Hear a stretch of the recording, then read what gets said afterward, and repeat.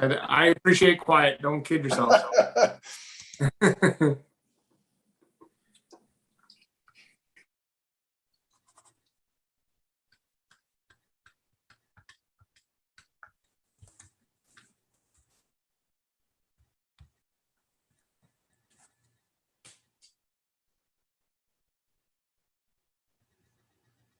Well, it's 7 o'clock. Let's not keep people waiting on YouTube. Let's tell them what's going on and start the meeting and appoint Councillor Viancourt. And then if we wait 5 minutes and the mayor's not here, we can continue. Okay. Good.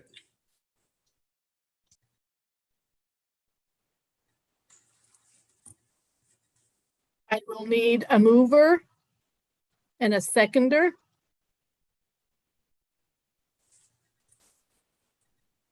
Moved by Councillor Corbett. Seconded by Councillor Foisy. That Councillor Marc Vaillancourt shall be appointed as presiding officer pursuant to section 7.2 of the procedural bylaw 2015-32, where in the absence of both the head of council and the deputy mayor, and provided there is a quorum of council, a presiding officer shall be nominated by members present and also acting. Such member has all the powers and duties of the head of council or designated member, as the case may be. Reference 242, shall call the meeting to order and shall preside over the meeting until the arrival of the mayor or deputy mayor, and all proceedings of such meeting shall be deemed to be regular and in full force and effect.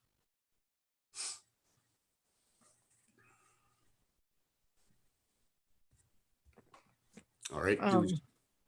So I guess we have to motion carried. Did you take a vote? I didn't see that. No, sorry. Can I get a vote on this motion?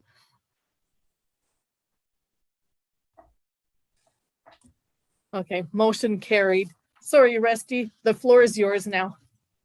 All right. Welcome everyone to our council meeting tonight. We'll start with the adoption of the minutes from the last meeting on September 14th. Like a mover to adopt Sorry, it. Councillor Vaillant, you need to open the meeting first, please. Oh. All right, we'd like to open this meeting tonight at 7:03 p.m. All in favor? Carried. Get a mover and a seconder. Sorry. Mover, That's Councillor okay. Foisy. Moved by Councillor Foisy. Second, Councillor Corbett. All in favor? Carried. Now we'll move to the adoption of the minutes from the last meeting, which was on September 14th. Is there any questions or with the minutes? I'd like a mover for that. A seconder. Move. Councillor Lagacé. Second by Councillor Foisy. All in favor? Carried. Any disclosures of pecuniary interest? Hearing none, we'll move on. President, oh, sorry, Peter. No, Councillor, I think maybe we might just pause for 5 minutes. Okay, sure. Just the mayor said he might be back in 5 minutes, so let's do that if you don't mind. Perfect, sure. Okay, thank you, thank you.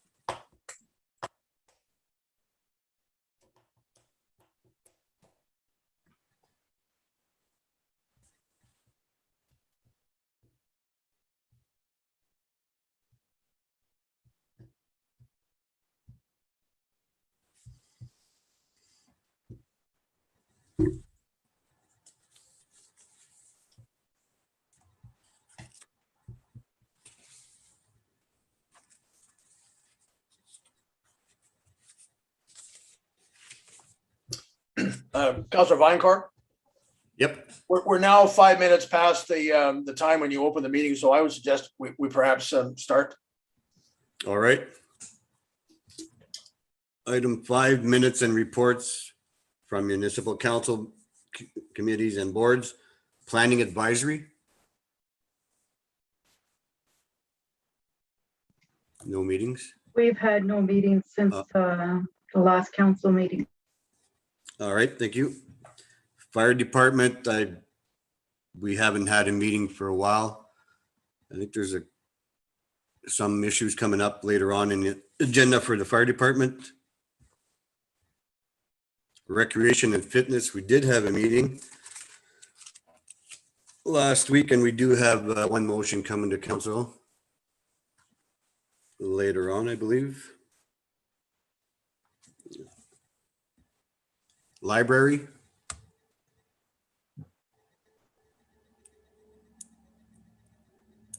No meeting. No meeting. Okay, thank you. General government hasn't had a meeting. I think I don't know if we're having one soon, Peter, or Not at the moment, Counselor, no.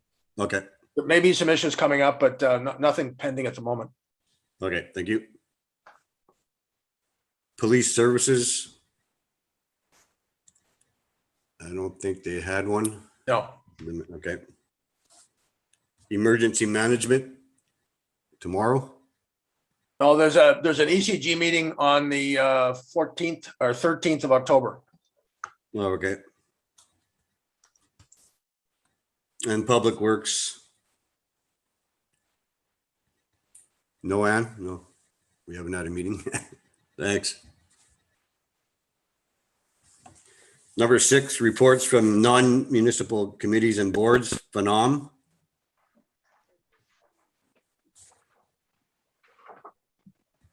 Counselor? Nope. Counselor? Oh. There is a motion. Oh no, that's from AMO, right, Andre?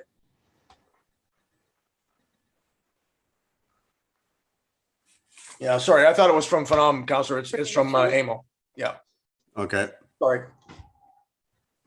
North Bay Matawa Conservation Authority. We did have a meeting September 22nd, last Wednesday, and we reviewed our reports and interim reports for the timelines of applications. So this year we are 112 permits versus 89 last year. So it's really gone up.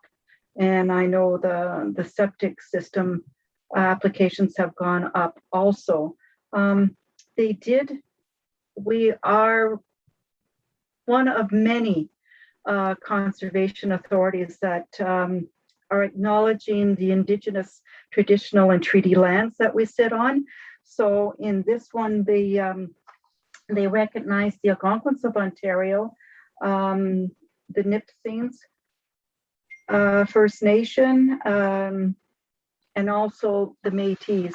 So they've you can go online and it'll be out, I think it should be online soon, but you'll see it before every meeting. We do this recognition for them, for our to acknowledge the Indigenous traditional and treaty lands. Other than that,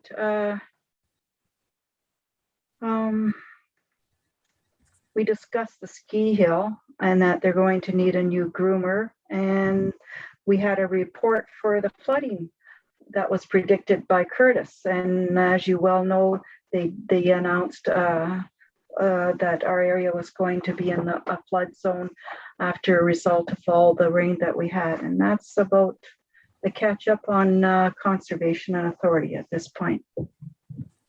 All right, thank you. Castle Home, nothing. I guess still in negotiations, I guess.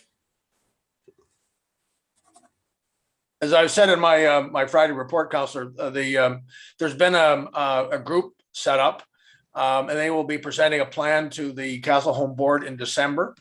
And the plan will indicate a groundbreaking ceremony in the spring of 2022. All right. Until that happens, there's nothing going on. Okay, thanks. No notice of motions that I can see. Biancourt? Andre? Oh, Need to go back and pass the motion for the Recreation and Fitness Committee before we continue. okay. Do you have the motion with you?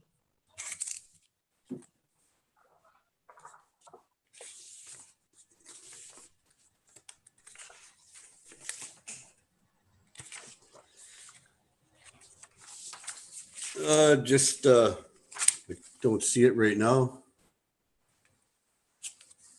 Would you like me to read it out loud? Yes, please. Do you want to ask for a mover and a seconder, and then I'll read it? I'd like a mover and a seconder to the rec committee meeting motion. First, Councillor Corbett. Second, Councillor Foisey. Carried. Whereas the Recreation and Fitness Committee recommends to council that a donation of $100 be made to Renee Conta for the purchase of candies for the Halloween parade, and that the committee pay for the cost of mailing out a flyer to all residents of the township, be it hereby resolved that council approves of this recommendation. Any questions for the motion? Councillor Foisey? Yes, there might be an error on a flyer. It says beginning September 1st. Oh, I think you mean beginning October 1st. And donations will be accepted until October 29th. I'm just trying to see. I got Sunday, October 31st. Do you see that, Andre? Yes, I do. And it is Okay. September 1st. That's when they started accepting donations. This flyer okay. was prepared Okay, a couple of okay. weeks ago. All right. So yes, they have started. Yes. Okay. Okay, thank you. All in favor? Carried. 8.1 Introduction and Considerations of Bylaw. 8.1 First, Second, and Third Reading of Bylaw number 2021-27. A bylaw to authorize the execution of an agreement between QP and the Township of Onfield. Is there any questions on this? All in favor? Yeah. Sorry. You have to ask for a mover and a seconder. Do we have a mover? I'll get it. And a That's okay. seconder? Moved by Councillor Corbett, second by Councillor Foisey.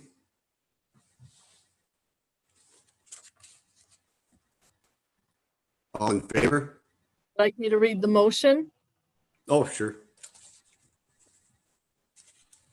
Whereas council deems it expedient to pass 3 readings of the following bylaw at this session, be it hereby resolved that a bylaw to authorize the execution of an agreement between the Canadian Union of Public Employees, QP, Local 461602, and the Corporation of the Township of Bonfield relating to the 2021-2023 collective agreement be read a first, second, and third time, passed and numbered 2021-27, and that the said bylaw be signed by the mayor and clerk, sealed with the seal of the corporation, and be engrossed into the bylaw book. All right, thank you. All in favor? Carried.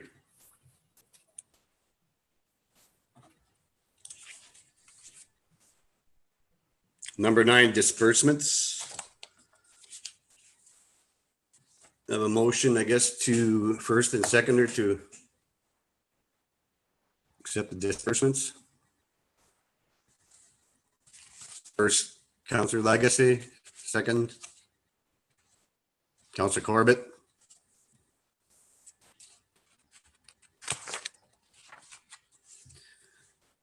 Motion, where we at here?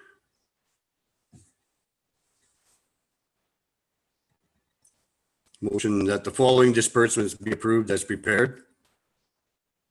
So we have a subtotal of $58,412.83. Payroll batch number 1170 to payroll number 1172. $31,087.16 for a total of $89,499.99. Do we have any questions on the disbursements? Councillor Legacy?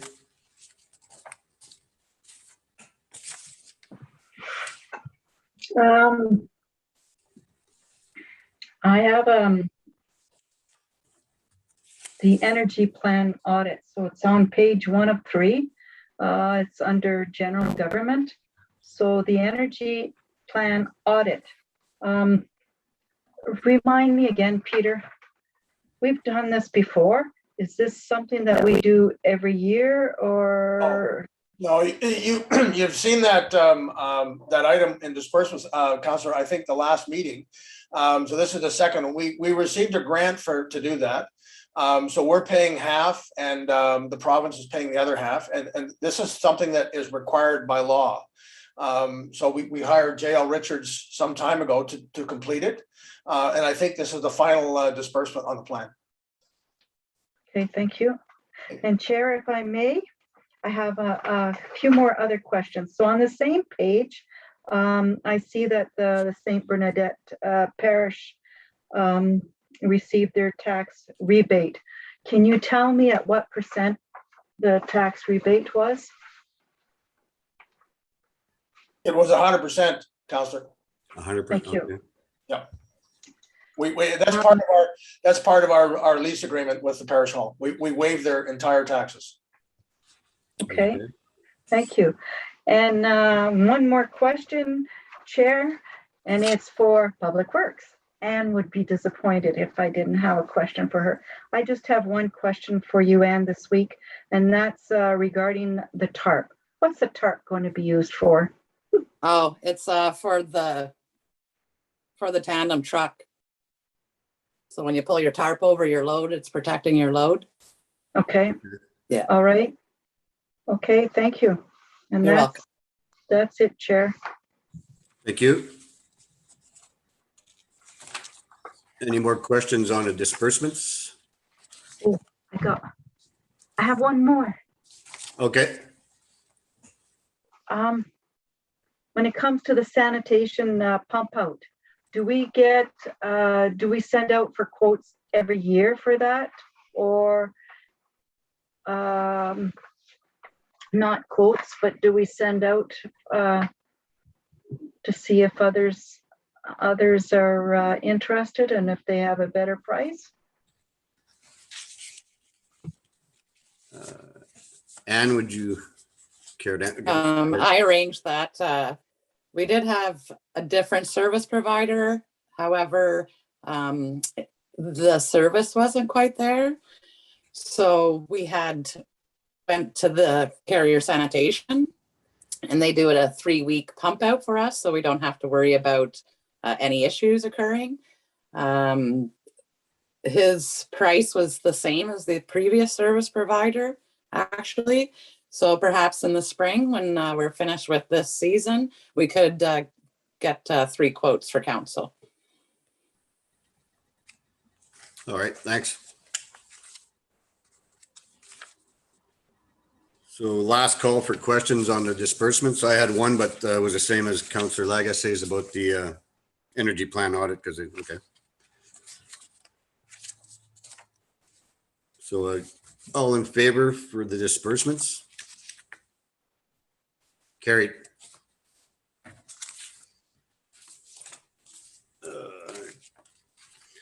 Number 10, correspondence. So information. 1 is the appointment of Councillor Viancourt as chair of the fire department committee. I guess we have a motion for that. Andre? Yes, we do. Would you like me to read it once you get a mover and a seconder? Yeah, I will.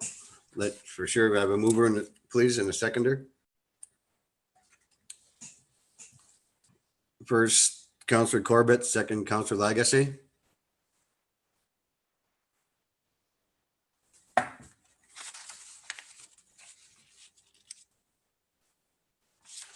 That Councillor Vaillancourt be appointed as Chair of the Fire Department Committee.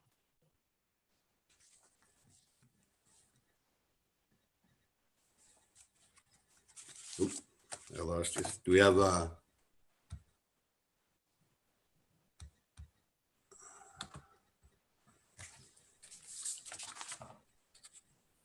all in favor? Carried. I lost green for a second. Number 2, appointment of Councillor Corbett as co-chair of the Recreation Committee and Fire Department Committee. Do we need a mover for that and a seconder? First, Councillor Foisy, second, Councillor Lagasse.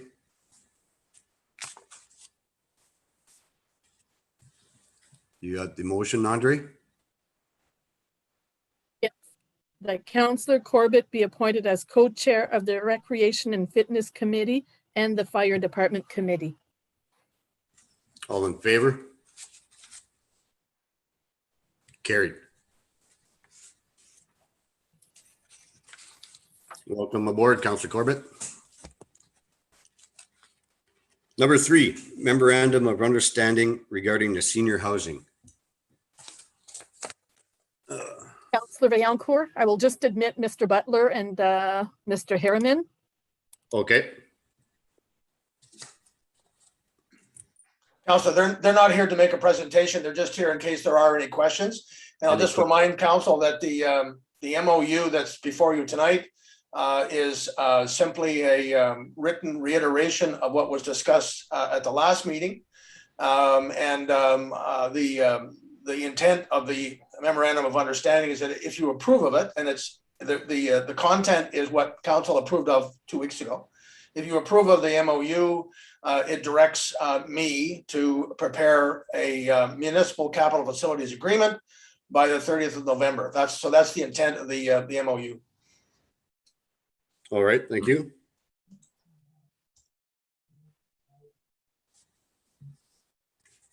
Are there any questions for Councillor Lagasse?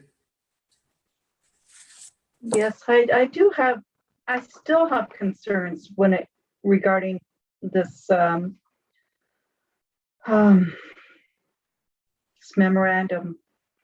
The first one is, I guess when it first all started with the board members, they wanted an in-kind service of 90,000. And it's now moved up to 250,000. We did do a vote, I don't know if you remember, Chair, last year on this, and 2 of us voted against this because of the jump, the hike from 90 to 250. Also, the guarantee. So if something happens to the guarantor, if something happens to the committee that there is now, it becomes the township's we're the guarantor. And as much as I want a seniors home housing unit, I really am for it. I just don't agree with those 2 items. A lot of changes have been made. A lot of people have been switching since this started in different ways. So I'm still not in agreement with this at all.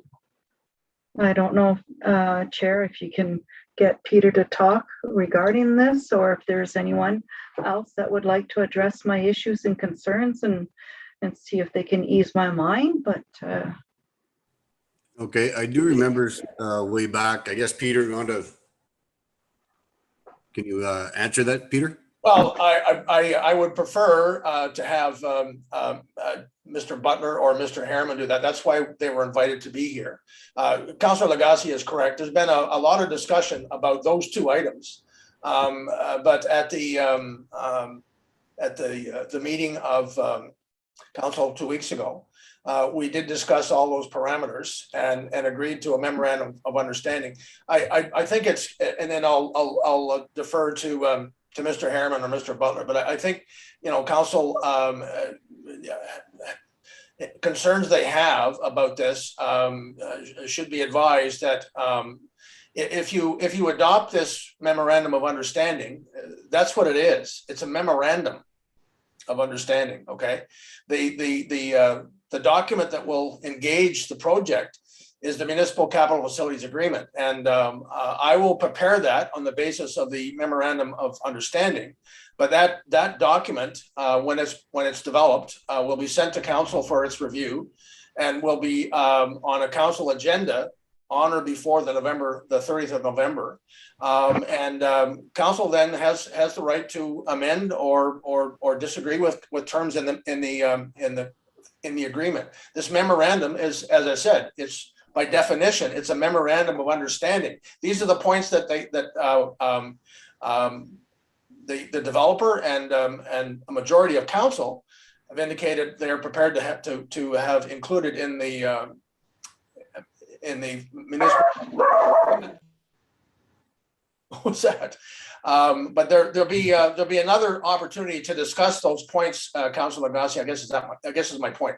So that's all I wanted to say, Councillor Viancourt. Mr. Harriman or Mr. Butler might have specific comments on the 2 points that Councillor Lagasse has raised. Okay, thank you. Would anybody, Mr. Butler, would you like to answer the question or?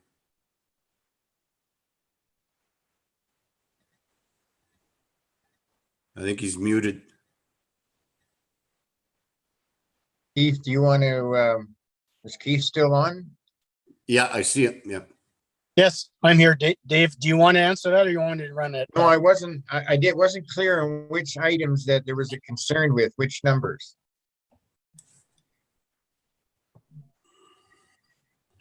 One was the in-kind contribution from the township and the other one was the amount and The mortgage guarantee. the guarantee. So let me just start. I think, can you hear me? Yep. It's Keith Harriman. I think Peter has said it very rightly, is that this is just a memorandum to lead into the more comprehensive document that everybody will have a chance to resolve any outstanding issues or vote against it, or wherever you feel. These issues are to be put on the table to be part of the bigger agreement. This is not a legal binding document at any state, any commitment right now. This is just to get us to that agreement. The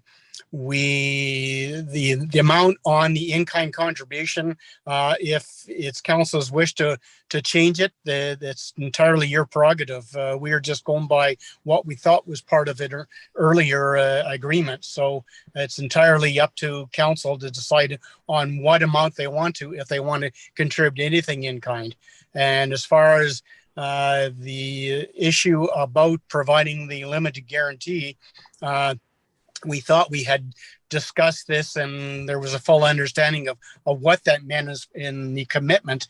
I mean, we understand that council would like to or could have board representation on the board to help govern matters, and that you never have a situation where you have a full default. It's only in the event of if there's some rents that aren't being paid, if there's not enough money in the reserve fund, then that's when the guarantor has to pay the difference. But, you know, the way the plan is set up, and Dave can explain this, is that there is a healthy reserve fund to allow for in the event of anything like that happening. So Dave, I don't know if you want to expand on that or if I made myself clear enough or. Yeah, also, if the counselor who has some concerns with these specific conditions or items in the MOU, perhaps that counselor could make some suggestions if they're all for housing in the community and it's just a few items that they're concerned about or the wording on it. Perhaps they could make some suggestions about it, because I understood there was this was circulated and there was no information that came back about this agreement. So Councillor, I think Lagasse was the one that raised the concerns. Yes, it is Councillor Lagasse. Chair, if I may continue. Okay. Yep. So those are my concerns. My other concerns is the memorandum and who's going to prepare them. Our staff will be preparing them. That means our man hours, that it's still like we're still using up our tax dollars to do this memorandum. I just wanted that noted also.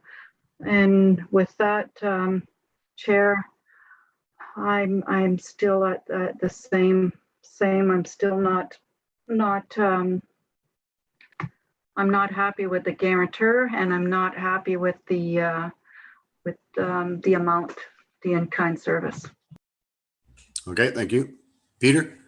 Well, a couple of things, specifically on Councillor Lagasse's comments. Your point, Councillor, about preparation of the memorandum of understanding is done. What needs to happen next is if council adopts the memorandum. And again, I just want to remind it that this doesn't commit you, Councillor, at all to anything. A municipal capital facilities agreement must be prepared. That's a requirement from the province in order to provide these in-kind contributions. So we have to have this agreement. And I've already had a discussion with Mr. Butler and Mr. Harriman that between the three of us and perhaps with some involvement by Mr. LaPlante, but certainly the municipal capital facilities agreement will be prepared with some of my input and input from Mr. Butler and Mr. Harriman. But again, Councillor, to assuage your concern, it doesn't commit council to anything. And if between this isn't going to be done next week. If you have any concerns about those two items that you'd like to share with me, I will make sure that it's taken into consideration when we prepare the draft municipal capital facilities agreement. As I said, that will be done. I have the template for the agreement. The template is from the province of Ontario. I know what sorts of things I want to see put in there in my capacity as CAO for the benefit of council and municipality. But it will be a joint effort between the developer and their representatives, Mr. Harriman and Mr. Butler, and myself. And again, my closing comment is that it will be a draft agreement, Councillor Lagasse, and we will as I try to do most times, make sure that your council has that draft well in advance of any consideration of council. So not the Friday night before, but when the draft is done, we'll send it out to you and the rest of council and the mayor. And if you have any suggestions or comments as to how we might amend it in order to bring it to a satisfactory conclusion, we will do that.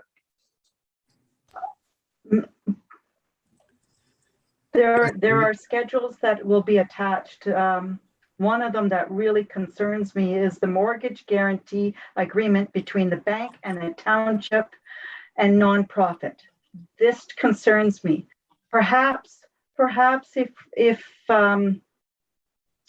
we can change this before it comes to council, before we send it to your table, Peter, then I'd be willing to look at it again.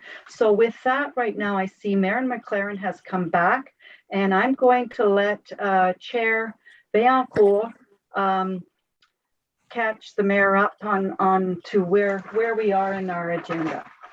And then I'll detected that a few lines are still connected to the conference and will attempt to end it.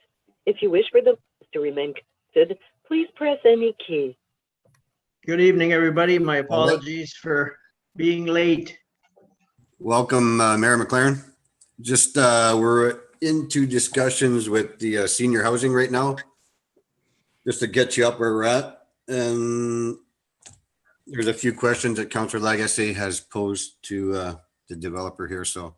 Okay, so have we went through the reports of committees and boards and all that stuff then?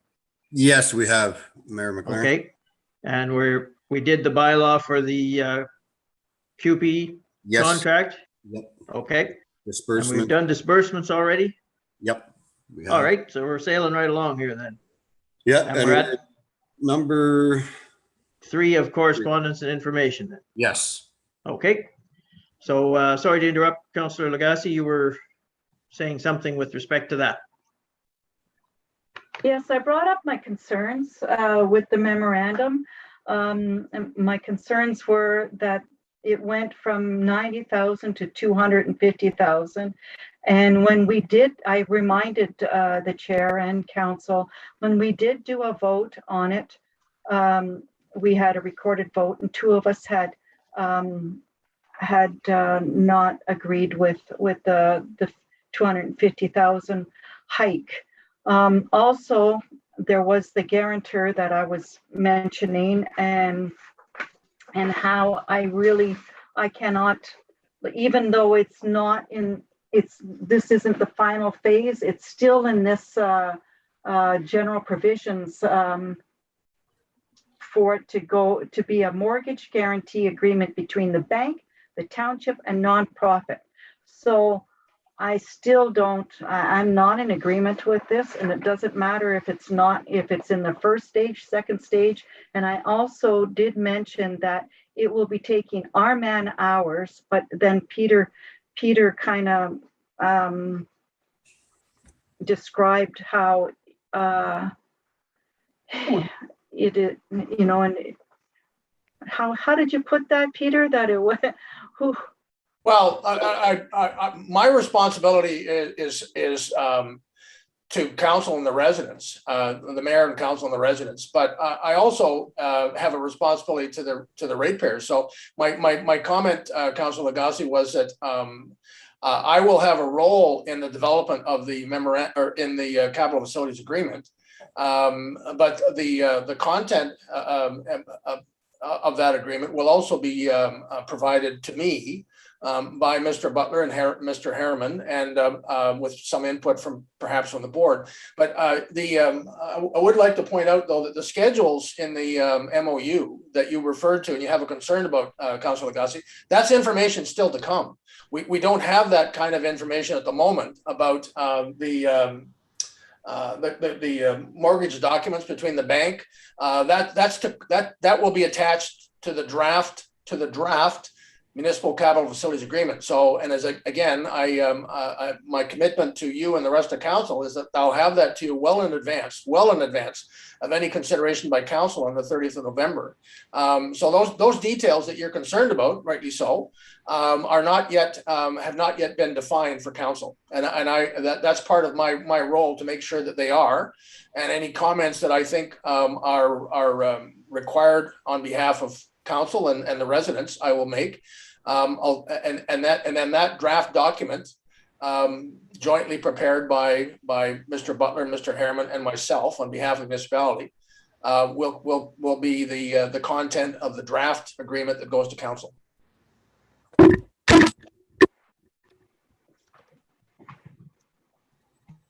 Yes, Councillor Corbett. Thanks, Your Worship. Through you, perhaps you can help answer this, or to staff. We will not have been the first municipality to be looking at a structure similar to this with a developer. I'm wondering if work has been done to look at the landscape, compare other communities with their levels of guarantee and or in-kind contributions to see if we're on scope with other projects across the province. For my point of view on that, and that's all it is that David and Keith both have extensive experience, as they outlined, I think, last meeting, related to comparable situations. Whether the in-kind monetary amount is on par, I don't think that questions ever been asked before, so I don't know myself if that's the case. But lots of our neighbors around us have seniors housing projects going on in their boundaries.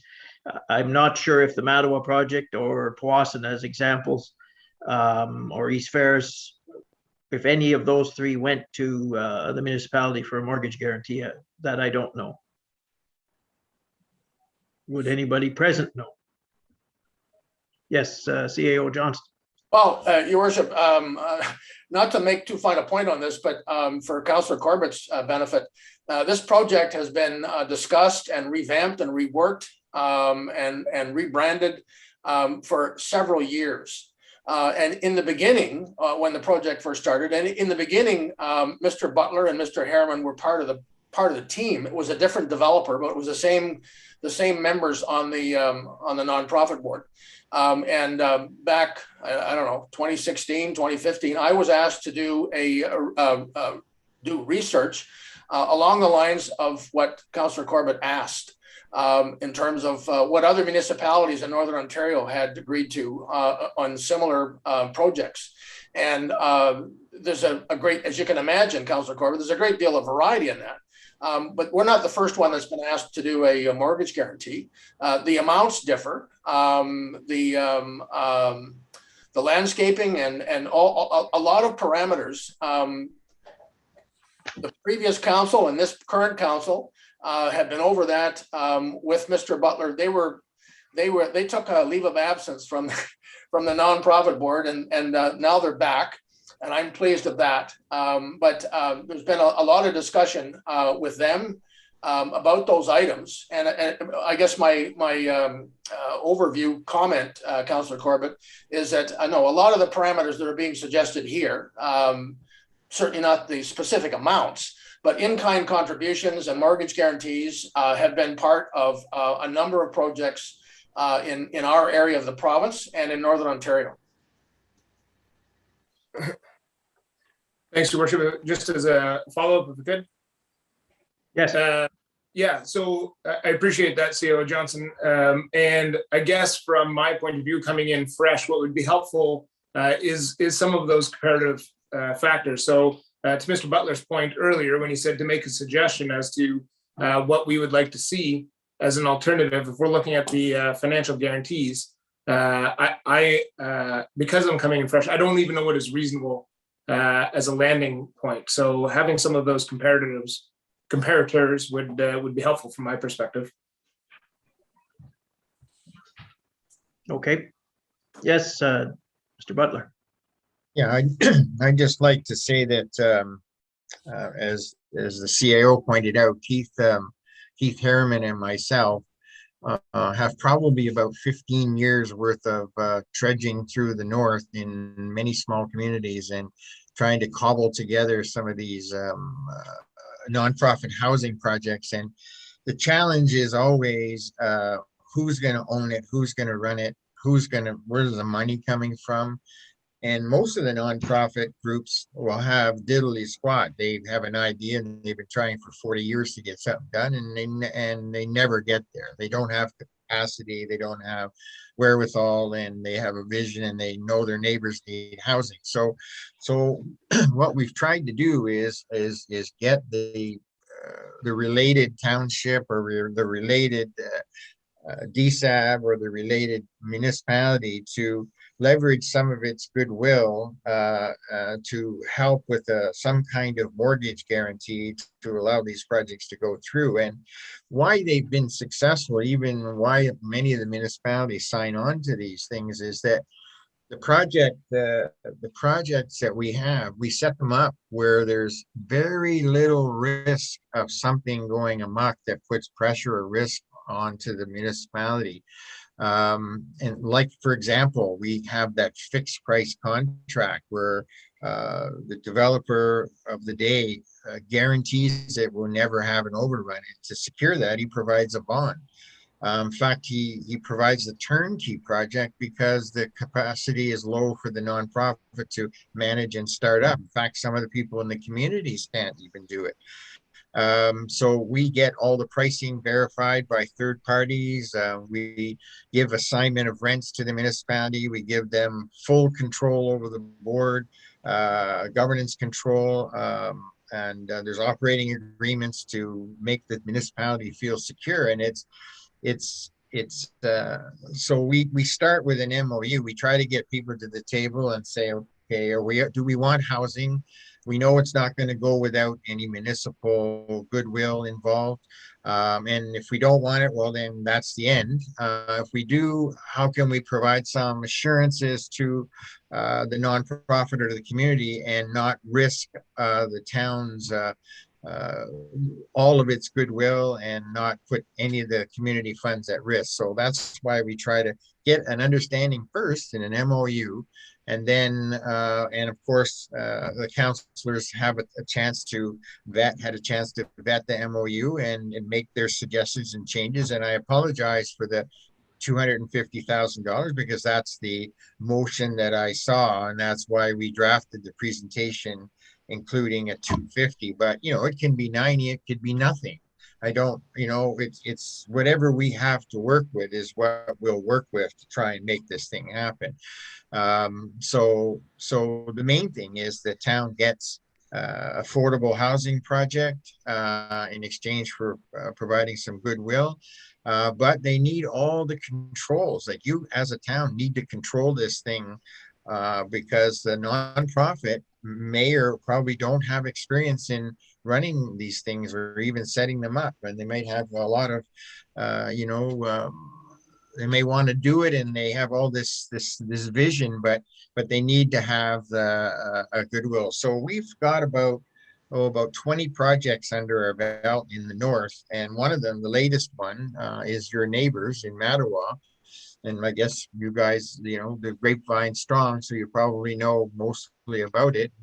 We're building or converting a nursing home into an affordable housing complex of 30 units, and the town of Matawa, without giving away any secrets, owns the building, and we have gotten financing for them at 100% financing at very good rates. So they're allowed to have they could have affordable rents, and their rents are like $498 because they're not taking any money out of this. They're just got a really good financing deal, and so they're going to have it all operated by a nonprofit or some committee that they're putting together, but they essentially own it and they finance it. Other projects, the nonprofit owns it and the municipality just guarantees the mortgage. So there's all ways you can do this. And if everybody has the will to get housing, you can just all roll up your sleeves.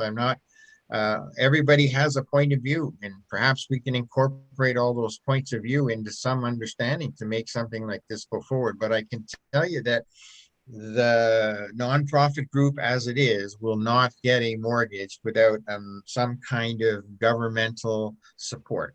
And that's just kind of the bottom line. And I think that's the way it has been on every single project. We've never had a nonprofit get funding on their own. It's been impossible, no matter how much money they put down, because the risks to the banks are too great. And with COVID, there's been defaults everywhere, and banks are mitigating their risks now, and they're licking their wounds. And we've managed to get, and believe me, the Case Pop is the only bank who will consider financing this project in Bondfield.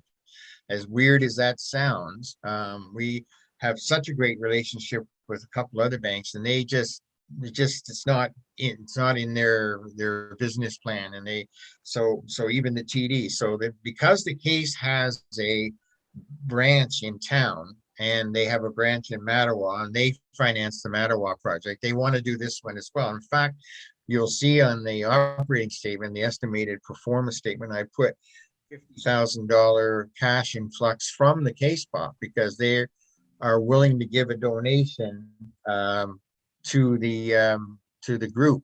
So the other interesting thing is that you won't have to run it. Lisa's group won't have to run it.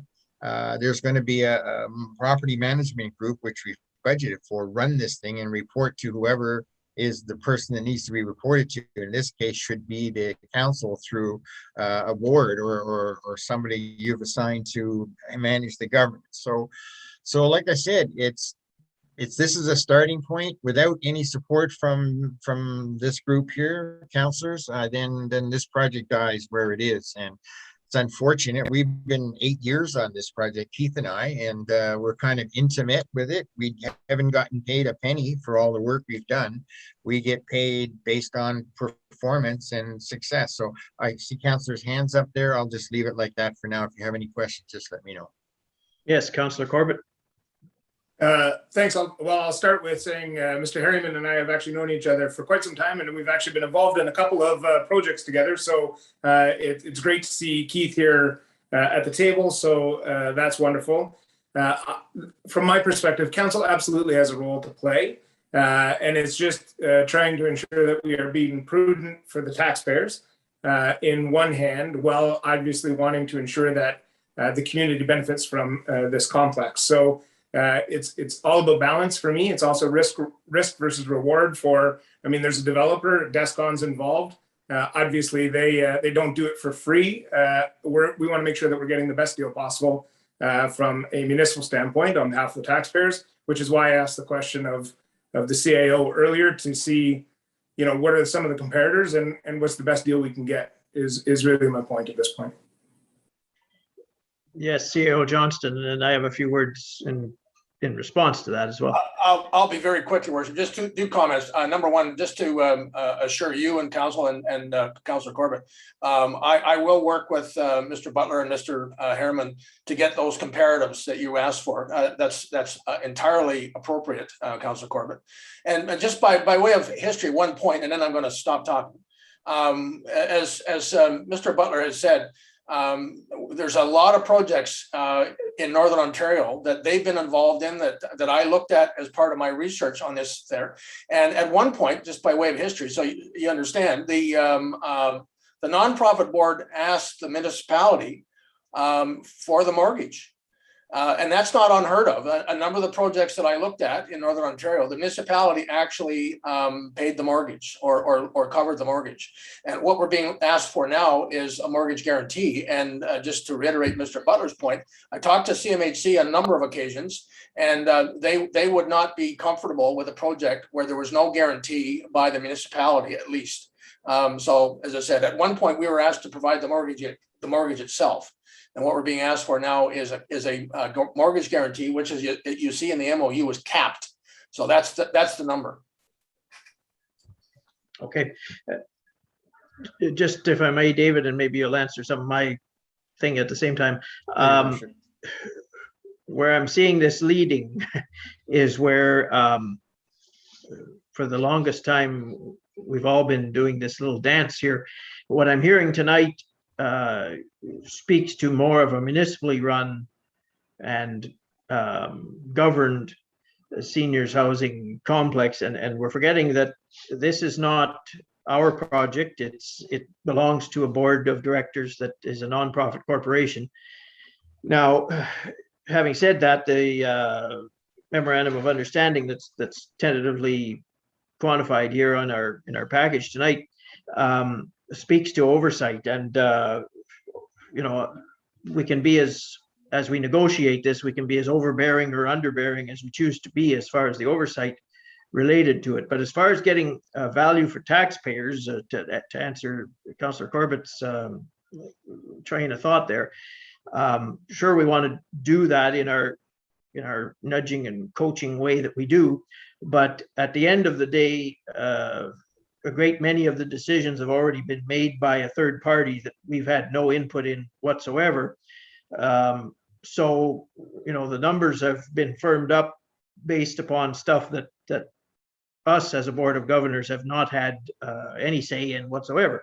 So I say that because, and we're going to back up quite a ways now, and I'm sure all the parties that have been plugging away at this for some time are tired of the conversation as well, in that you know, it needs to either fly or die. And the surveys that we did, there was at the outset, we wanted to know if there was appetite in the community and need for this. And there was surveys done and sent out, and the municipality actually partnered with the board to send those out. It was actually under my signature, the cover letter that went out as the mayor of the corporation to give some weight to this new entity, the Board of Nonprofit Housing, to say, you know, is this something that the community wants? And by and large, what we were told, because I never did see a summary of those surveys, but we were told that the surveys overwhelmingly supported seniors housing in the community. And at the same time, they had an open house at the parish hall, and there was an information session, and people, you know, heard the discussion of the day. This is some time ago now, 4 years ago maybe, of what was envisioned. And generally speaking, the audience that night had support for this. What the surveys indicated, from what little information was shared to us and what we saw, because we were one of the recipients of some of the survey responses and then forwarded them on to the board, was that people were generally supportive of having a seniors housing project, but please don't let the township run it. They, you know, have enough problems with their own domain of services that they provide. And the last thing we want is the township as our landlord, because they just don't seem real good at it. So that's what I took away from it, because I took a bit of personal reflection in that, you know, on any given day, the services we provide, we strive to do our best. But I know, and as the mayor of this corporation now for 11 years, there's many days that we don't live up to my expectations, the staff expectations of themselves. You know, things happen and it just doesn't get delivered 100% every given day. And what many of those surveys were saying was, I don't want my landlord to be the same person that snowplows my road, because, you know, you're 9 out of 10, but that ain't good enough as my landlord. So I've carried that along with me as a part of the rationale of how we move forward with this. The other part that's concerned me, based upon just looking at the 2 or 3 page overview, and I appreciate so much that David and Keith have quantified it so well, in that there's so much work to be done to build this memorandum of understanding on the financing and everything else. If this council has absolutely no appetite tonight or any other time to sincerely move forward with this, just be upfront and honest now and say, you know, I don't have the appetite for this, because in good faith, we just cannot put that much more effort into demonstrating all of this stuff to build an agreement if we've got, you know, butterflies about it. So I think that's where we are tonight. You've asked Councillor Corbett some very valid questions. I would not be opposed to holding this off for another 2 weeks to another meeting to answer some of those questions. And I was very hopeful tonight, depending what council wants to do. I mean, it's on the agenda for decision tonight if that's their appetite. But at the same time, in my own personal trying to come to terms with where I sit with this, I spoke very much at length last meeting about my concerns on many items related to, you know, the 4 years or 5 years that we've been working on this. And today, when I was trying to formulate my final decision, I'm going to say this again: seniors housing in this community is very much necessary or needed. I don't have great fear that it would sit, you know, vacant or things like that. Some of the numbers that we heard presented at the last meeting were very, very enticing in the affordability of it. But I temper that with the fact that when I was reading the draft overview of an MOU building thing, and then hearing this conversation tonight, we're running on 2 separate highways here, in that the conversation tonight and some of the overview of the memorandum may well lead us to very firm and direct governance of that facility. And if that's the case, and it turns out that way, so be it. But that's a decision we need to make, whether the township wants to be fairly directly involved in housing, or if we're not, and we continue to let the board, do what they were created to do and run the housing project as an independent board of directors. That's where I have a bit of concern, because for 4 years now, I've been asking to see, there's apparently a waiting list and even some deposits, handed over from people. And I've asked various parties in positions of authority with this project, show me that list. I want to see the names. I want to know who. And to this day, I haven't got that.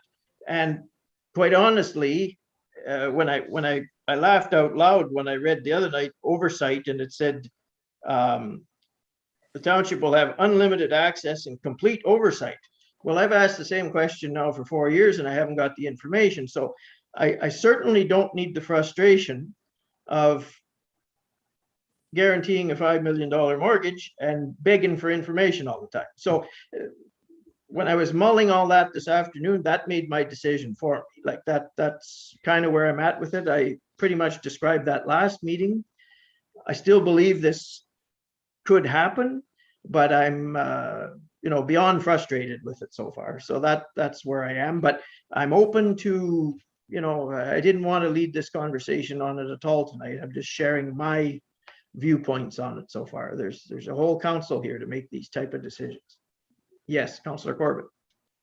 Just to clarify, I don't necessarily feel the need to push this puck down the road, so to say. I will take Mr. Butler and Mr. Harriman's and C.O. Johnson's advice that there is lots of time to iron out some of these kinks. I think this housing project is important for our community. I think it shows our progression and our support within the community.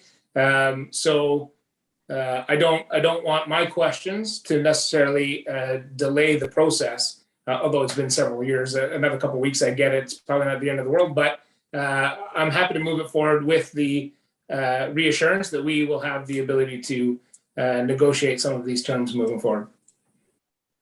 Okay. Yes, Mr. Butler. Yes, thank you, Your Worship. And those were very good points that you brought up. However, they didn't satisfy any of my questions either, but I just got 2 quick points. Number one, this MOU, I have no problem if you guys all got together at some point or individually and made suggested changes in this MOU or things that you'd like to see or your wish list or crafted in a way. We only have taken the initiative and tried to put everything but the kitchen sink in there to kind of stimulate some thought and discussion. And if there's some issues that are just hard, fast no, or maybe we could do it this way, we'd like to hear that, because I think we all want housing to happen. And if there's some serious concerns with that MOU, let's re-look at it and to sit back for a week or so. It's probably just fine. And the other point I want to make out is I just wanted to give you an update on the CMHC. You guys have, as you remember, on your behalf, we submitted a CMHC application because there was another rapid housing initiative coming up in the federal government. And we pulled Anthony Rhoda, and we got on the bandwagon and we prepared this big brick of proposal and sent it in. And like usual, you never get any response. But this particular one, we weren't shortlisted. All the funds were gone. But about a month ago, they asked us to revisit that proposal because they do have some more funding, and they're only asking the ones that were not shortlisted the last time to come back and resubmit and to clarify some of the points. So we did that again on your behalf, and I think that Keith had some peripheral discussion with Peter Johnson, just making sure that we're okay to bring this forward again on your behalf, because we don't want to box you into something you're not aware of. So we did make another submission where the CMHC is asking to provide 100% of the financing on this project. And then to negotiate a contribution agreement on how the housing would be allocated, or the rates and discussions and so on. And it was like they would want to provide all the money or none of the money. There was no middle or in between. So we just got back yesterday, as a matter of fact, the DSAB, their consultants they hired to manage this thing, have asked us to clarify some points on the on our proposal, which we did. And then we tomorrow morning, we're on the table in Parliament Hill for a decision on this Bondfield project. And so sometime shortly thereafter, we should get some information back whether you may be the successful candidates of $5.5 million. And pretty soon we have to sit down and figure out, now what do you want to do with it, right? I mean, there's another angle here. So we've kept you in the game, but we're also looking at a plan B in the event that it doesn't, you don't get this free money. But by the questions they asked and the clarifications, will be on the front of the list there tomorrow. So we have our fingers crossed again. So I'm just wondering if there's anybody thinks that maybe we should not be pursuing this money with the CMHC in the event that you get it. Do you want to have it, or how do you think we should proceed? Well, if I may lead, certainly if CMHC wants to partner in this, that's always welcome, because that back in the day was the avenue that everybody was pursuing anyway. And That's correct. I thank you for your efforts in keeping that dream alive, because it seemed that door was closed and nobody was knocking on it anymore. So if and when that comes to pass, that would be a great thing. There again, if it does, it really makes moot point of this discussion tonight, in that the board will have its mojo back, in that it will have a funding of a separate source kind of thing. Well, they actually, as your worship, sorry to cut you off, but again, they have these, it's very restrictive to this money. Like, the application is gone. They won't give it to the nonprofit unless the municipality participates. Like, if you're not going to be there to make sure this thing works, they're not going to give them the money. So it's that kind of process, right? You're going to be the oversight on this for them. But they're giving 100% forgivable funds, which is about, in this case, $5.3 million. Again, we don't know what the attachments are. We don't know what they're going to say. I think for forever and ever, there are going to be some affordability conditions on the rates that the DSAB will impose. That's number one. So I don't know, and I don't know whether you'll be able to negotiate the allocation from the local tenants or versus the ones from North Bay. I don't really know. I mean, I bring this up because we act for you. We want to make sure that you get your best deal. So I'm giving you the downside as well. But sometimes free money is not free money, right? You guys well know that. And so, but we think this is a good deal if you can get 100% of the money. So that iron is in the fire, and I just wanted to bring that up. And you have a good chance that they might get considered, but we've never seen any money come from them anywhere. So other than the job we did in New Liskeard, they got a couple $1 million. But yeah, bring that up. And I also bring up the fact that you guys can tailor this MOU to suit what you think this thing should morph into. And I think Peter Johnson has the experience to be able to act on your behalf to come up with some creative ways to do it. So I don't have a problem with setting it off for another couple of weeks to another meeting. It's just as good than to sit here and belabor the points. You know what I mean? So that's my 2 points. Okay, thank you. Anybody else have questions related to this at this point in time?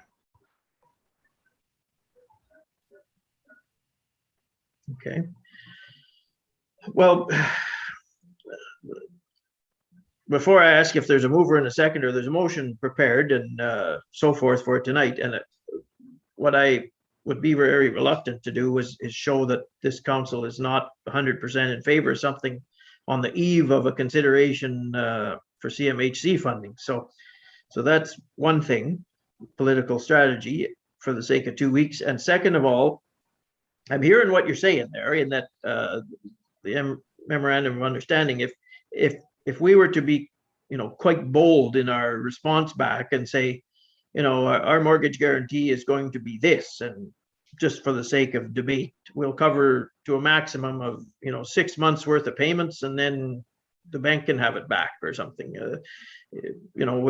Then it's in the case Populaire's court to say, yeah, I'll still lend the mortgage or lend the money on those terms, or no, I won't, and we need to further negotiate then. So I guess that's what you're kind of saying. Yeah, like, yes, that or another way that we had approached it in Powassan, or Sunridge, is that the level of guarantee over time becomes less and less as certain milestones occur.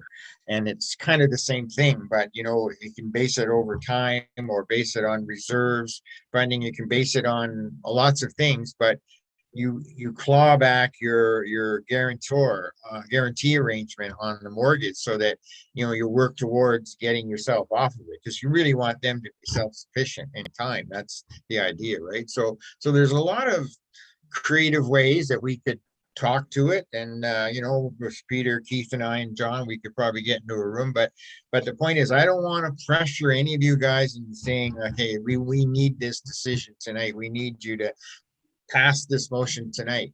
If the motion was to say we generally accept the motion with some changes to be ratified in the next meeting or something else, or just let's put it off till the next meeting. And then you guys have to work towards really coming up with some clarity. That's all.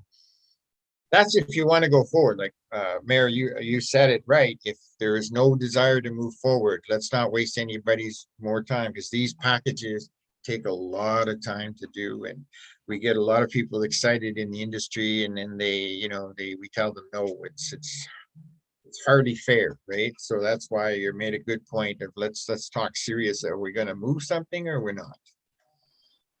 Okay. Because that's the best we can put together. If we don't have some sort of attachment to the municipality, Lisa's group goes nowhere. Doesn't happen. So anyways, that's just my point. So based upon that, then is there, does council wish to table this motion tonight, or do you want to refer it for the sake of 2 weeks? Yes, Councillor Corbett. I'd be in favor if it's not a detriment to the project. I'm in favor of actually delaying it 2 weeks, allowing Mr. Butler, Mr. Harriman, and CAO Johnson to do what Mr. Butler is suggesting, get in a room. Again, one of the things I'd like to see come back to us are some of those various options that other communities like Mr. Butler has just described. What are our options? To sit and ask council who really, I don't want to speak for the rest of the council, aren't experts in developing these deals with development corporations for seniors complexes. Obviously, having a starting place or a few different options ahead of us to consider would be gratefully helpful from my perspective, for sure. Okay. Yes, Councillor Vinecourt. Yeah, I agree with Councillor Corbett for sure, and I trust Peter and everybody else that I think 2 weeks, we get more information, we've good for everybody. So that's where I stand. Thanks. I think for my own input, I'll seeing that this has a bit of time, then we'll have to really give thought to, it's a limited mortgage guarantee, but we're going to have to give thought to how limited we want to be limited, and what's the barest minimum that'll fly for other parties. And then if it is so minimal, there really is no argument there.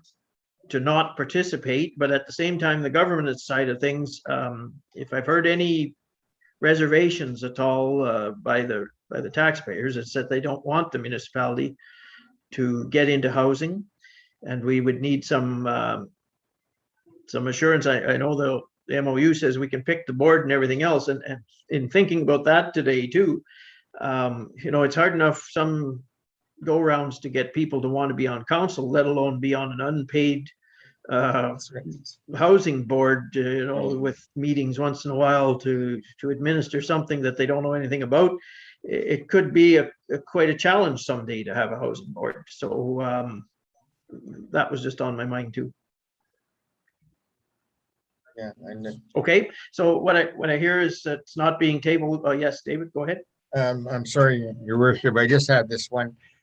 What would be nice, because what we'll plan on doing is arrange a time with Peter and Keith and ourselves to hash some of this stuff out, what the alternatives are. We'll also canvass the bank in terms of their bare minimums as well, and their creative ways to make this thing happen.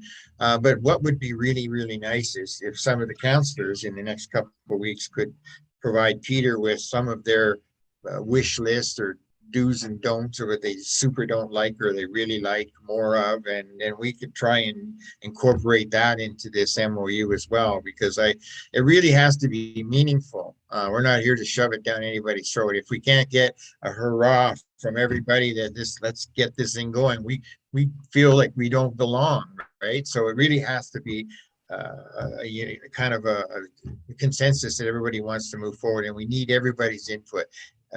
Councillor Lagasse probably has some things that she could write for us, and then we could make sure her concerns are addressed as well if we can. So anyways, that's all I really had to say. Okay, thank you. So based on that, then I'm going to declare this as referred then to our next meeting, and we've just heard our homework there to put our minds to what, this is a suggestion to us, this document that we received. We need to now put thought to replying back what we like about it, what we don't like about it, and how limited is limited in a mortgage guarantee, and get back and summarize all that within the next 10 days or so that Peter can compile that for our next council meeting. Does that sound fair to everybody? And Okay. Hopefully you get an answer from CMHC in the next 3 or 4 days, and you got $5 million. And then we don't need to do any homework at all. Yeah. Well, it becomes a bigger problem, a different problem. Yes. Yeah. Challenge of wealth all of a sudden. Yeah. Yeah. All right. Very good. Thank you. Okay. Thank you, Worship. Is there? Okay. I'll close out on that for tonight then. I thank you for your time on it as well, David and Keith. Yep. All right, information. We're moving to resignation of firefighter Eric Laporte and junior firefighter Preston Clark. And I would take just a moment here. Lost my motion somewhere. Worship, there is no motion. Okay. So I'd take a mover and a seconder to accept the resignation of Eric Laporte and Preston Clark. Moved by?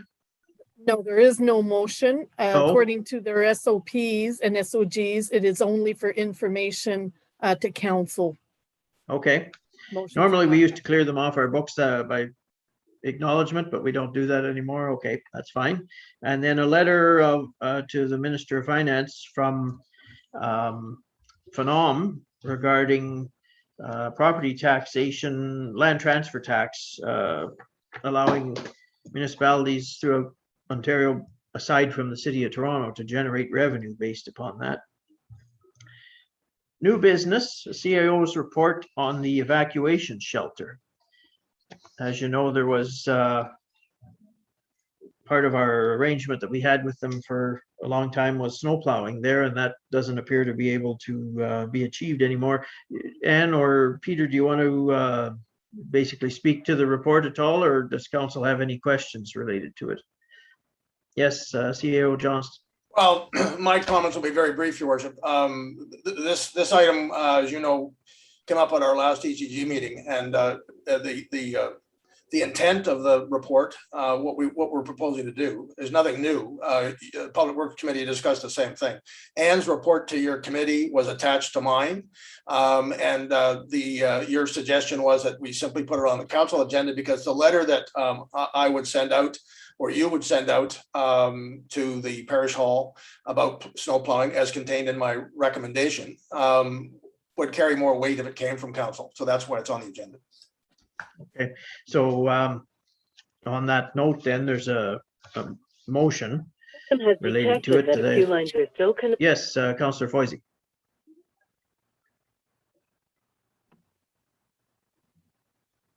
Yes, so the note will go out today if we vote on it. Well, as And- soon as possible, yes. Yeah, Tomorrow, so, not tonight. pardon? Tomorrow, not tonight. Yeah, okay. And so you have 6 months, that would be the 6 months notice? No, Councillor, we're not talking about canceling the lease. This is only telling the parish hall management that for the winter season, we are not going to snow plow or remove snow from that property unless the parish hall is being used as an active evacuation center under a declared emergency. We're not breaking the lease because as it was in the ECG minutes that everyone gets and in my report, the 6-month notice is off the table because there's no other facility in Bonfield. Steve Kerr confirmed that. I confirmed that, as did John Stothers. There's no other facility. So it's not a matter of sending a letter canceling a lease. It's only about the snow plowing to protect our liability.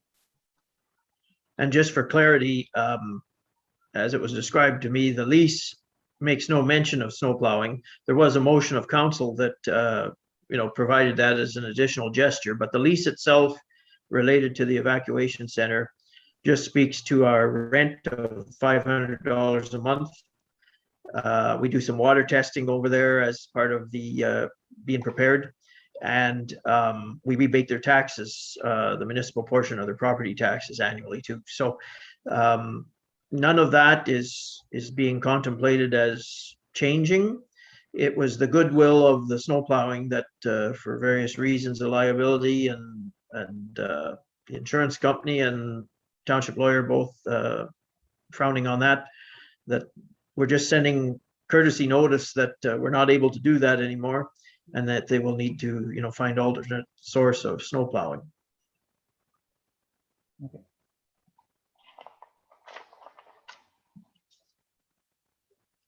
Okay, so is there a mover and a seconder for the motion related to sending out that letter then? Yes, Councillor Lagasse, moved by Councillor Lagasse, seconded by Councillor Corbett. That council accepts the CAO's report on the evacuation shelter and that a letter be sent to Parish Hall management. Any questions? All in favor? Carried. Just as a point of information, the other driveways that we plowed as well, the 2 other churches were advised, I believe, last fall. So this correspondence that we're doing only relates to our agreement related to the shelter. But our policy has been that for over almost a year now, that we don't snowplow private property. So nothing is changing. It's just we're advising as a courtesy that we're continuing to be unable to do that. New business, discussion of capital projects. I didn't see any matters in the agenda package related to that. Was there something that we should be talking about tonight that I'm not? Well, Your Worship, I added that item at the last minute, and in part because I was getting concerned, to your point, that despite discussions about this for months, we haven't come up with a list. The construction season is rapidly coming to a close. Anne can speak to that. I have an item from the fire department for a new air compressor. There's another couple of small items that we'd like to do. And I know there's been discussion at the Public Works Committee about Development Road, and Anne can speak to the status of that. Getting quotes and so on. Anne can speak to that because I know that was discussed at several Public Works Committee meetings, and you've had some discussions with Anne about that as well. So that's the extent of the material. I've indicated to council, didn't think I needed to do it again on Friday night. What our status is in terms of money that we have to spend this year. We are required by law to spend a minimum of $176,000 of gas tax funds, or technically, I don't think this would happen, but technically we would have to return that money. There's a 5-year window. So Anne and I have discussed some issues that if the construction season doesn't permit actual construction on the ground, there are some things that we can do to move the Development Road project forward. And Anne, again, Anne can speak to that, but that's the reason, Your Worship, why there wasn't a list, because I hadn't been given one by council. I did from the fire department and a couple of other small items, but other than that, the larger items that we usually look at in terms of capital projects are roads. We didn't do anything last year because of the pandemic. So that's where we're at. Okay, just knowing, and Manager Carr can speak to this in a moment, but our gas tax money that you described has piled up to 875,000, but knowing that, and the Development Road project is still going to require, just by guesstimation, probably double that to bring it to completion. So the 176,000 that you mentioned that needs to be spent in this fiscal year, while that can be done, I mean, we're still not overflowing with cash as far as the bigger project that we've already, there was a motion of council already at, I believe, at the last meeting, declaring that as a capital project. So, it's on the list now, the Development Road reconstruction. So the technicality of needing to spend 176,000 somewhere of gas tax money related to that this year, we can certainly achieve, I think. But Manager Carr, you can perhaps give us more information on that. Yes. So over the last month, the engineer and I have been down into the culverts, measuring, remeasuring. We had a company come out to see if we could reline some of those culverts, just because the excavation is so deep and it's getting late in the season. And there's quite a few issues with working in cold water and warm water at this time of year with conservation authorities. We have identified 9, possibly 10 culverts to be relined. That would have to be tendered outside of the Development Road tender itself, so that it doesn't become a subcontracted job. And we're working on the tender right now. Okay. We're looking at approximately, like a guesstimate from Antoine is about 375,000. Yes, Councillor Lagasse. When it comes to, Anne mentioned, Chair, if I may, Anne mentioned the lining of the culverts. And how did the one that they did on Development Road, how is it holding out? Very well. It is? Okay, I was always wondering that, because I knew it was the cheaper way to go than to excavate all of the material out, and that and I watched them do that job, and I was pretty impressed with it. And I always did wonder how it would hold up throughout the years, but it's doing well. Yeah, so basically they just put a cement culvert inside of a culvert. So as long as the culvert is still round, or you're able to get a smaller one in there, then it's permitted to be done. Then it makes a cement culvert, basically. It also allows us to do some in-water work with the permission of the Conservation Authority. And like you said, it's a lot cheaper than doing the excavations. Some of these culverts are like over 6 meters deep in the ground. So it would be more beneficial for us to do that. And it's able to be done later in the season than it would be to dig up any culverts. That's interesting. Yeah, I watched that. I watched it and I was pretty impressed with how they did it and the care to the environment too. That company. And also a reminder that September 15th is the cutoff for these culvert projects. And this lining project, I guess it's you can do it whether it's a lot better for the environment and a lot better for that cold water regulation. Okay, thank you. Thank you, Yes, Chair. Councillor Corbett. Thanks, Your Worship. Either to you or through you, just wondering, so as I was being brought up to speed with some of the council matters, I noticed that needing to have spend this money has been highlighted on all of the reports that are sent to us. When I asked questions, I was under the understanding that our development road project would hopefully get going, which would expend that money, and if not, we could actually spend those dollars of the mandatory minimum dollars spent on at least materials. So I just want to be clear, are you still requiring additional items from us or ideas from us, or are we on track to spend those dollars before the timeline runs out?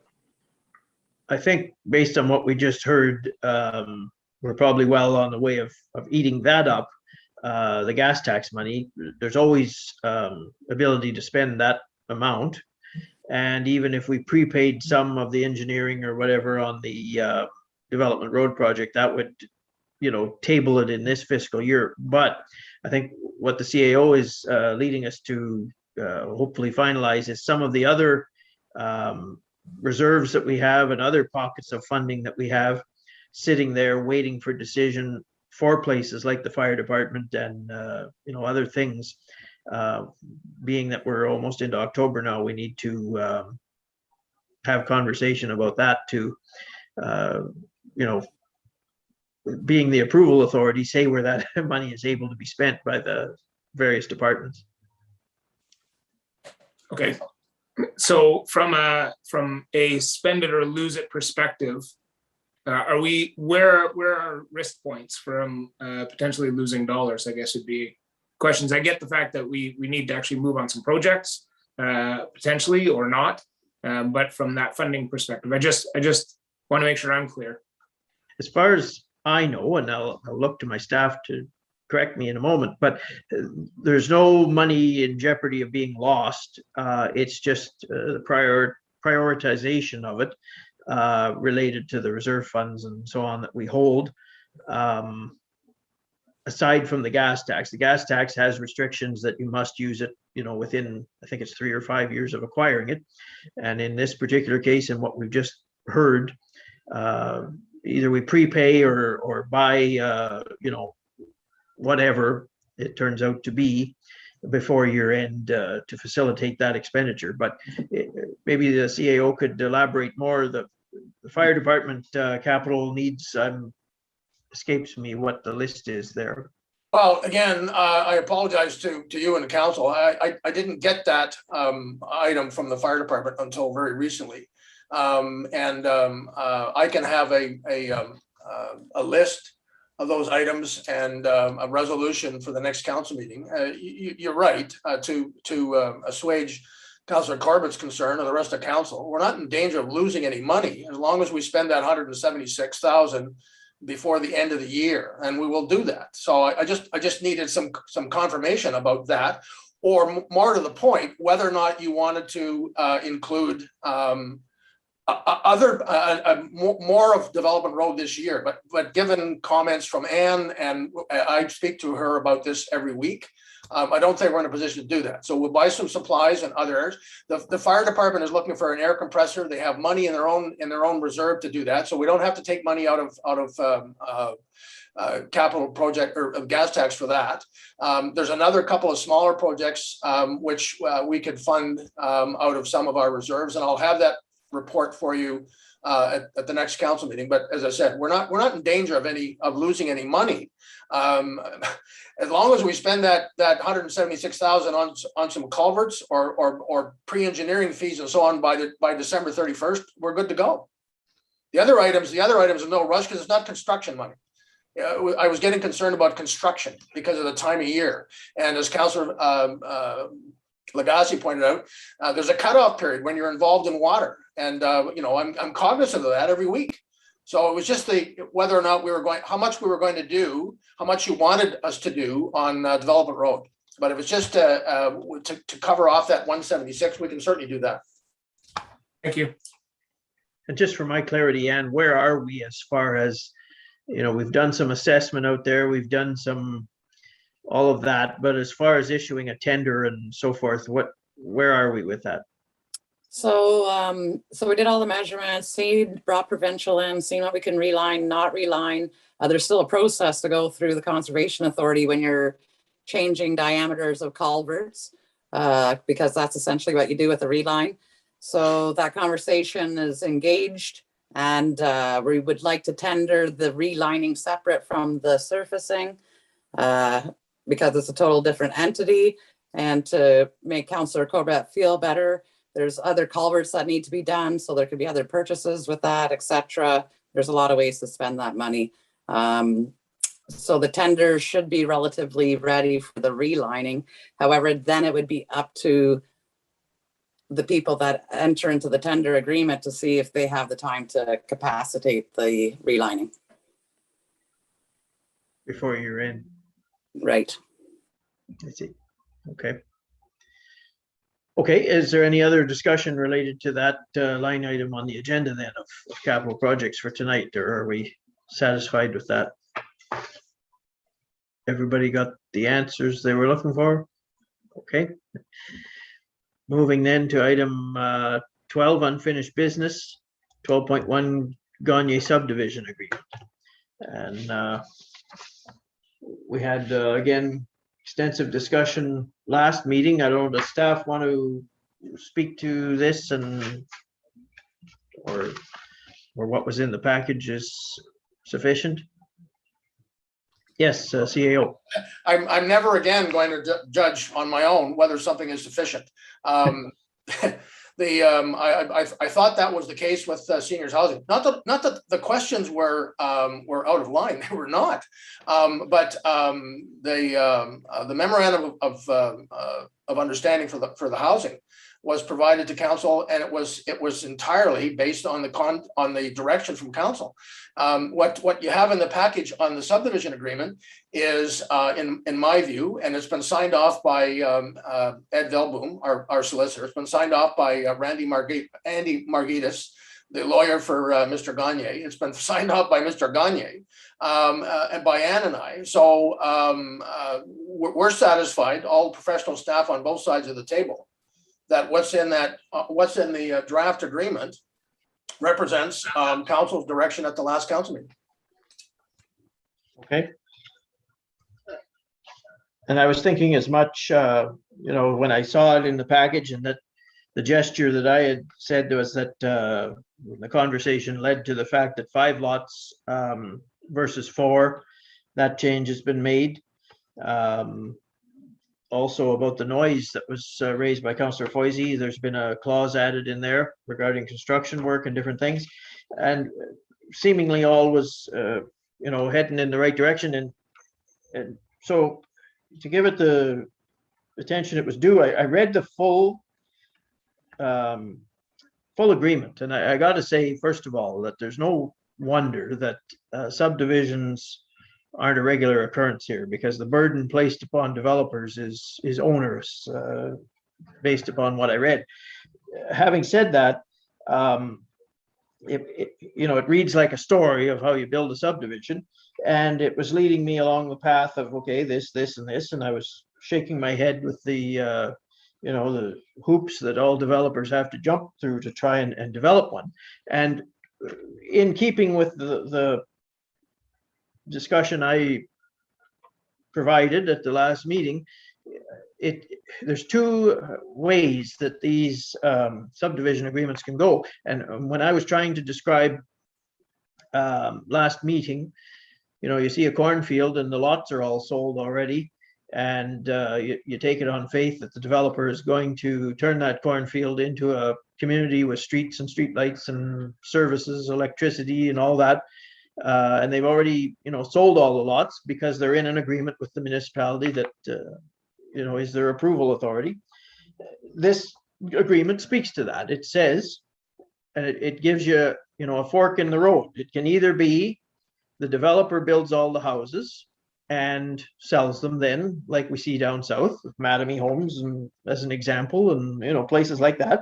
Or it can be a subdivision where just the lots get sold and the person purchasing a lot can then develop the lot themselves. So there isn't that standardization, shall we say, of every fourth house looks the same kind of thing.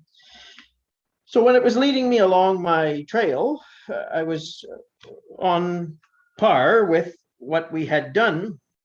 Only the contradiction I find, and I don't like going back when I,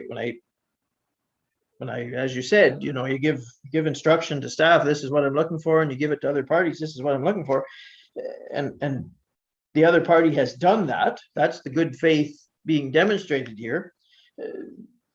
I'm back where I was before, and again, I'm not trying to lead this conversation at all, but I'm back where in the main body of the subdivision agreement, it says that no building permits will be provided to people who purchase lots there until, and this specific language just escapes me, but it basically says no building permits will be issued by this municipality until all the services are installed, hydro, street, municipality satisfied.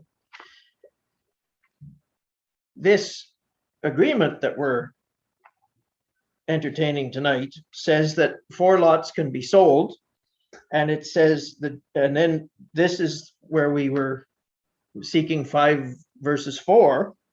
That very clause says the date upon which 4 lots have dwellings constructed thereon have been completed to a stage permitting occupancy under the Building Act. So we're basically contradicting our own policy in that earlier in the policy, it said we're not allowed to issue a building permit until all those services are in place.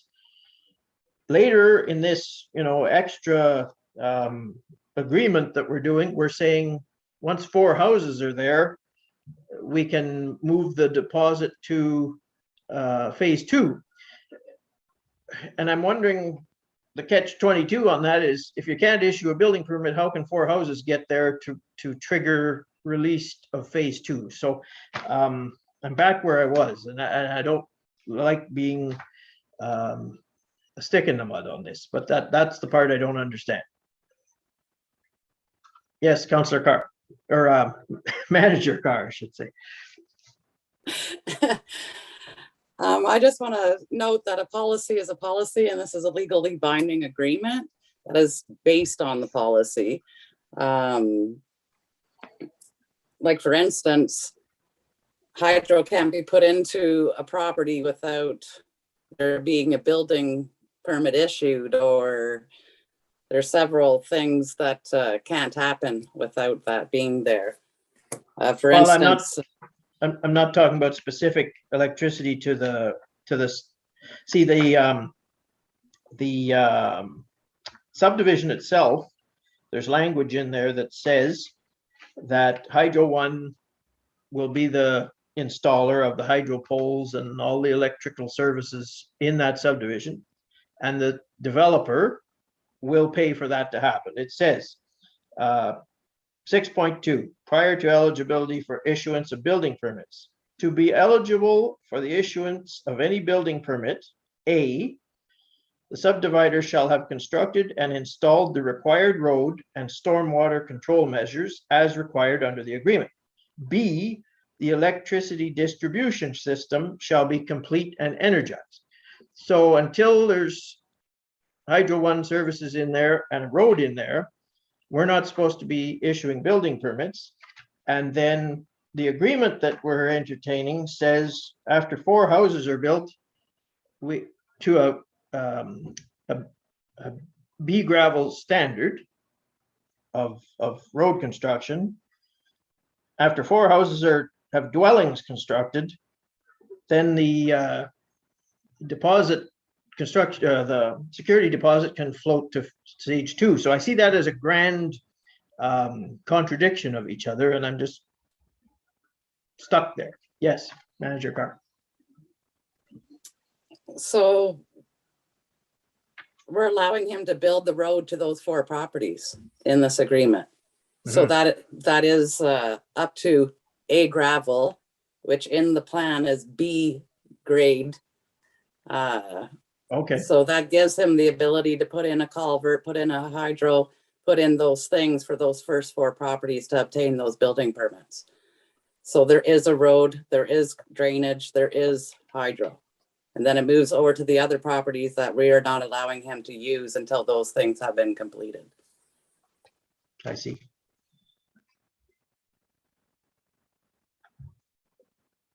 Now, so really this agreement is not just about selling 4 lots, and the other part of that was the assumption on my part is that the developer is not building the homes. The purchasers are going to be building the homes. And if they can't get a building permit, which the earlier part of this agreement says, their lawyer should flag them right there and say, you're buying a building lot, but until the road and the hydro is there, you can't get a building permit, is how it read to me. So, you know, that's their good faith. If they want to buy a lot, knowing that it could be a period of time before the road and the electricity's there, and they're prepared to wait, that's one thing. But I just see a municipal contradiction there. That's all. We're saying you can't get a building permit, but we're saying, at the other hand, 4 houses have to be completed so that you can float your, your security deposit. So it's handcuffing, but there's something I'm not understanding maybe.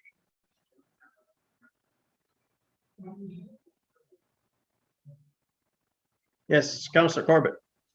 Is the difference the issuing of a building permit versus the completion permit being signed off on? So the road will be developed to a point where building permits can be issued to those that want to develop those 4 lots, whether that is the developer or the private landowner.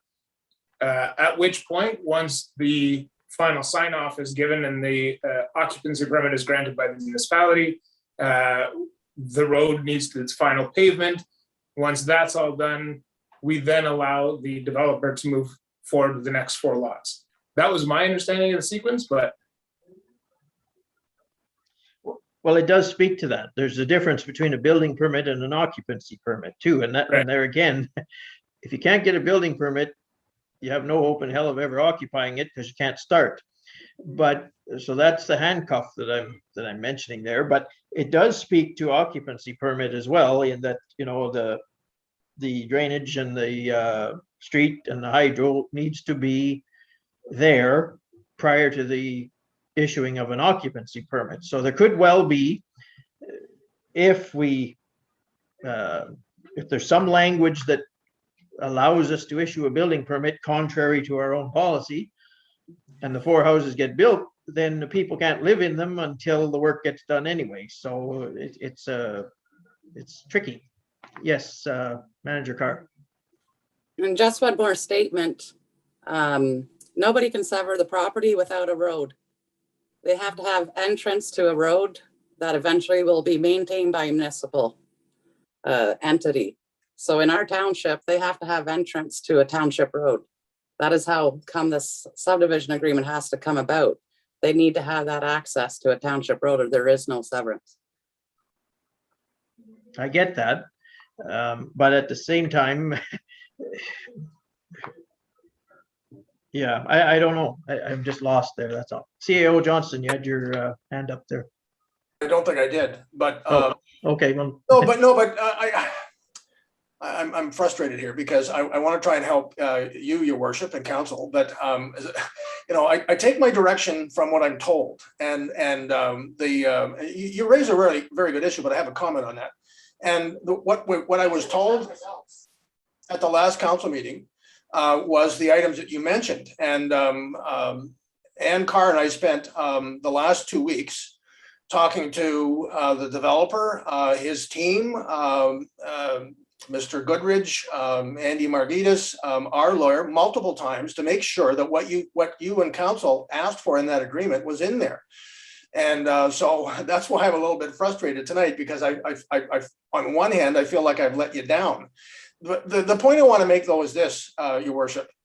This subdivision agreement is with the developer. It's not a subdivision agreement with people that buy the lots. Okay, that's a totally different issue. We determine when lots can be sold and what has to be done before they can be sold, and those sorts of issues. And that's what we discussed at length with Mr. Velboom and Andy Margitas and the planner. That's what we discussed, all those, and about that the municipality was covered with the security. You raised an issue about the amount of the security, and Mr. Margitas said that that could be raised if necessary. He didn't indicate to us that it needed to be when we talked to him last time. But as I said, I agree with the comments that Ann has made. But again, I just on a very superficial level there, the subdivision agreement is with the developer. It does not have to do with people who are going to buy the lots. And in my view, and I say this with some experience, in my view, if someone that buys the lot without proper legal counsel, and they'll be told, as they should be, as you pointed out, if you buy a lot without lawyers' counsel, you're making a huge mistake. But if they are cautioned by a lawyer about the situation that applies with our subdivision agreement, then the concern that you have, I don't think will come up. If there's a concern that we have as a municipality by issuing a building permit, then we won't.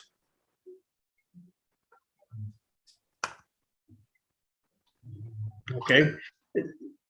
On a separate matter, and not to cloud it any further, but it speaks to a drainage study being necessary, and along the way we have conceded that is not necessary, and in lieu of that we're taking a $35,000 security bond with a kind of a 1-year window of testing to see if Gagnon Street and other downstream places develop issues, and if they do, that $35,000 bond would be utilized to address the drainage. Is that how it is, Ann? Yes, that's how much it would cost to ditch that whole street, change all the culverts, and change the big culvert that's at the bottom of Gagnon, if there's an issue. I see. Okay, well, that's just what where I'm at with it tonight, but because I didn't print off the motion, if there's a motion coming forward tonight, Andre, if there's a mover and seconder for it, could you, Peter, did you have something to say? Well, just one other point, Your Worship, just for council's benefit. Ann and I talked about this with Doug and Ed. If this agreement is signed off by council, it needs to be said that the agreement now has to go to the province. The province is the one that will wants to know whether we are satisfied with this agreement, if it meets all our conditions, and if we say that they do, the province likely will sign it off, but they sign off on it. But they're not required to do that. And if there is an issue that even if council approves the agreement to be sent to municipal affairs tonight, we can still raise that issue and clarify with the province about that concern. And if they're satisfied that the agreement is flawed in that respect, then the province can order that it's amended. That's why we send it to them. They have the final approval authority on subdivision agreements. We don't. They ask us, does it meet all your criteria? And if we say yes, then they likely will, but they don't have to. So that's one other avenue we could pursue. I can get some more information to clarify the issues that you raised tonight. I would hope that it doesn't delay signing off on the agreement, because as I said, I feel like I've left you folks down because I take my direction from what I'm told to do.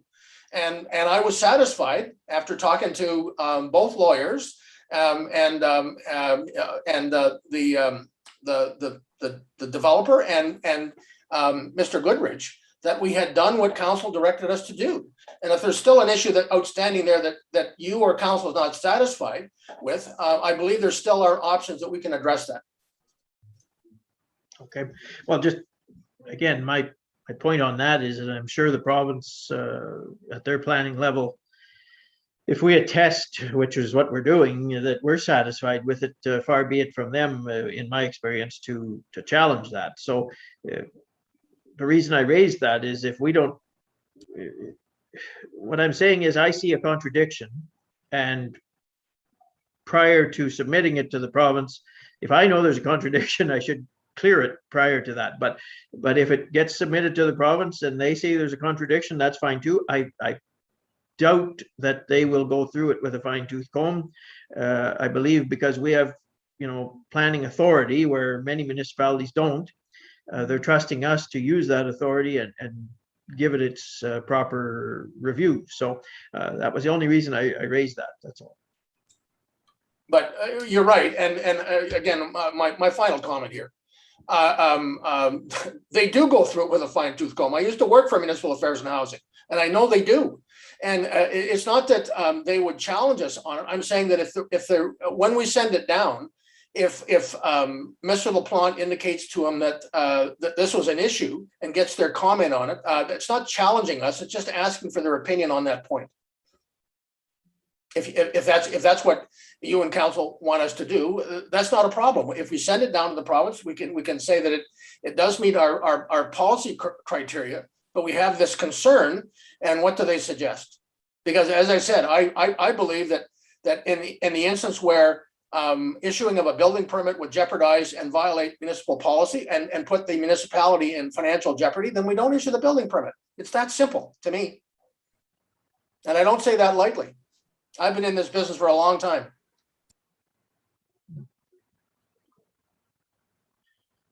Okay. Like I was saying at the outset there, I don't have the motion before me. So if there's a mover and a seconder wanting to table this tonight, I would need you to read the motion, Andre, before, unless they have it in their package. No, I'm the only one. Would you like me to read it first? Yeah, and then we'll see if it has support tonight. Okay. Whereas council has reviewed the proposed changes made to the Gagne subdivision draft agreement, therefore it is recommended that a bylaw to approve the subdivision agreement be prepared for next council meeting. Okay. So even tonight, it's just an approval to draft a bylaw to move this forward, and we could get some clarity on that before the bylaw is adopted. I was remiss, Your Worship, in not responding to your comment about wasn't in the package. That Andre and I had talked about that, and that's all we're doing tonight. Is that there needs to be a bylaw, so without suggesting that we revisit all the points again, there is an opportunity between now and next council meeting before we pass the bylaw to get some comment and perhaps assuage your concern that you've raised tonight. Okay. Okay. All right. So is there a mover and a seconder for that motion then? Yes, Councillor Foisey, and seconded by Councillor Corbett. All in favor? Carried. Okay, so it'll be coming as a bylaw for next council meeting then. All right, thank you. There's no in-camera that I'm aware of and no addendum that I'm aware of, which leads us then to confirmatory bylaw. I take a mover and a seconder for it. Moved by Councillor Lagasse, seconded by Councillor Vinecourt. Whereas council deems it expedient to pass 3 readings of the following bylaw at this session, be it hereby resolved that a bylaw to confirm the proceedings of council from September 14th to September 28th, 2021 be read a first, second, and third time, passed in number 2021-28, and that the said bylaw be signed by the mayor and clerk, sealed with the seal of the corporation, and be engrossed in the bylaw book. All in favor? Carried. I would then take a motion to adjourn. Moved by Councillor Lagasse, seconded by Councillor Corbett, that this meeting adjourn at 9 p.m. All in favor? Thank you.